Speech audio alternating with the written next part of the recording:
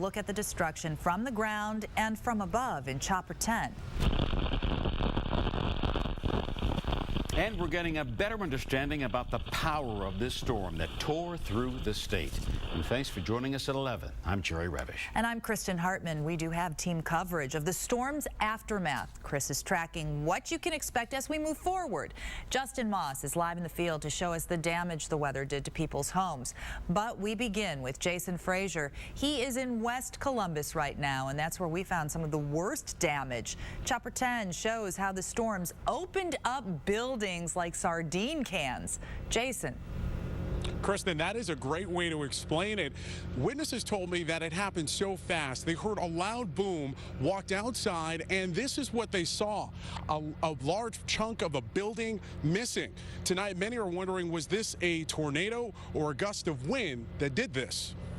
My heart was racing, I can tell you that. As Paul Devitt says he was wrapping up a phone call, he came close to what he believes was a funnel cloud near Roberts Road. All I saw was debris just swirling in the air, and I ran back into my house and yelled to my kids to get to the basement. When he came outside, he says he saw tree branches and roof insulation scattered across his Hilliard neighborhood.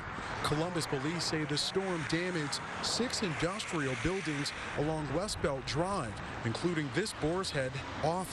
The wind was so powerful it pushed in the front door, blowing out windows and forcing the building to partially collapse. Eric Mitzelwitz says he was in the middle of an interview when the storm hit. Then I heard a big bang, which I thought was some lightning. Power went out, walked outside to see what happened. And he discovered this massive hole in the middle of a neighboring business, United Stationers. There was probably at least 20 fire trucks over here and probably that many police cars. As the cleanup began early this evening, many had to contend with power outages. Dozens of restaurants along Hilliard-Rome Road posted signs that they were forced to close because they had no power. Giant Eagle apologized to customers because they were unable to sell any perishable items. Drivers were forced to stop at each intersection because dozens of streetlights were powerless. Looking at it, it's a miracle that no one was injured. And tonight, Columbus police tell us that there were a few minor injuries, but everyone is expected to be okay. I did have a chance to speak with the managers of 2 of those businesses that were damaged by the storm. They tell me that they are still working on a plan as far as what their businesses will do next. Reporting live near Hilliard tonight, Jason Frazier, 10 TV News. Jason, thank you. And Chris, someone snapped this picture in Hilliard, very near where Jason just showed us all that damage. Could this be the cause of what we're talking about? Well, this is definitely along the line, the front that came through here. And I mean, you first look at this and you think that is a tornado. But I tell you what, tornadoes usually form on the southwest corner of thunderstorms. This actually occurred as that wind came through. And I think it most likely is a scud cloud or low-hanging cloud along the outflow boundary. Now, you're looking right now at the picture and at our Chopper 10 video. And I shared both with the National Weather Service in Wilmington tonight, and they're going to be using this as they analyze the storm.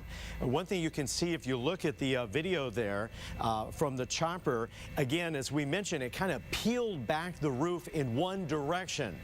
The Weather Service meteorologists and I both agree that most likely is a result of wind. Now, kind of interesting, the Doppler radar the Weather Service was using out of Port Columbus did register an 83-mile-an-hour gust aloft.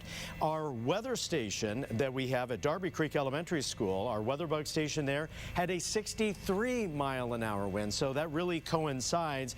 There was something else that was interesting. A lot of car windows were blown out. And the Weather Service will be looking at that closely when they review this storm tomorrow. Thanks a lot. Pretty incredible pictures there. We have some new video that shows the strength of the winds packed by this storm. This video comes from a security camera attached to a home in the Old Town East neighborhood in East Columbus. You can hear the strength of that storm as it pushed through the city. Kristen. American Electric power crews are out right now assessing the situation. They say it could take several days to restore power to the 120,000 homes without it tonight.